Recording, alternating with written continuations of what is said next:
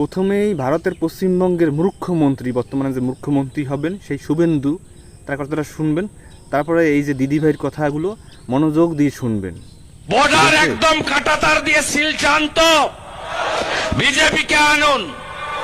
রোহিঙ্গা বাংলাদেশি মুসলিম অনুপ্রবেশকারীকে খেদাতে চান তো বিজেপিকে আনুন।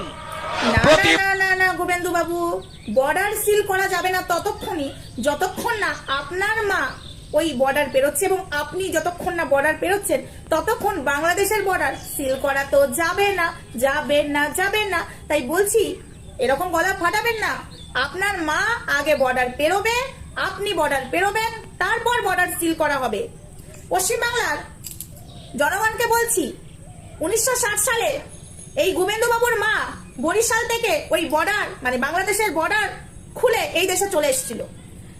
এখন বলছে, গোবিন্দ বাবু মঞ্চে দাঁড়িয়ে বলছে, জনগণের মঞ্চে দাঁড়িয়ে বলছে যে বিজেপিকে ক্ষমতায় আনুন, বাংলাদেশি গুলোকে, রোহিঙ্গা গুলোকে ওই বর্ডার পার করে সিল করে দিতে হবে। সিল করতে চান তো? কি বন্ধুরা, সিল করতে চান তো? এরকম করে জনগণের মঞ্চে দাঁড়িয়ে এই গোবিন্দ বাবু বলছে। তা বর্ডার কেন সিল করব? বর্ডার তো সিল করবো না যতক্ষণ না ওই গোবিন্দ বাবুর মা এবং ওই গোবিন্দ বাবু যতক্ষণ না বর্ডার পেরোচ্ছে ততক্ষণ বর্ডার সিল হবে না। বুঝেছেন গোবিন্দ বাবু? আগে আপনার মাকে বর্ডার পার করুন।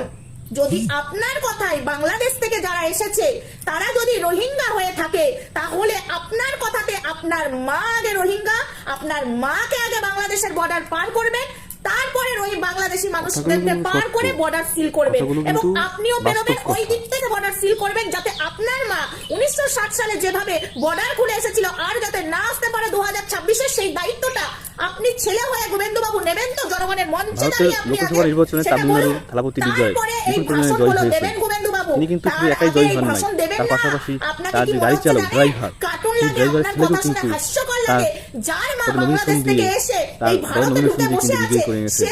দেখুন, সে কিন্তু মাটিতে লুটিয়ে পড়লো তার পায়ে ধরে নেওয়ার জন্য, সে তাকে উঠিয়ে বুকে তুলে নিল। আসলে থালাপতি বিজয় সত্যিকার একজন মানুষ, নিরীহ মানুষ, যার মাঝে কোনো হিংসা, অহংকার, বিদ্বেষ নেই, কোনো ধর্মবিদ্বেষ নেই। তিনি কিন্তু মানুষের ভেদাভেদ করেন না। তিনি সবার সাথে মিশেন, সবার সাথে ভালো সম্পর্ক তার। ভিডিওটি বেশি শেয়ার করে দিবেন। দেখুন কিভাবে তাকে বুকে জড়িয়ে নিচ্ছেন।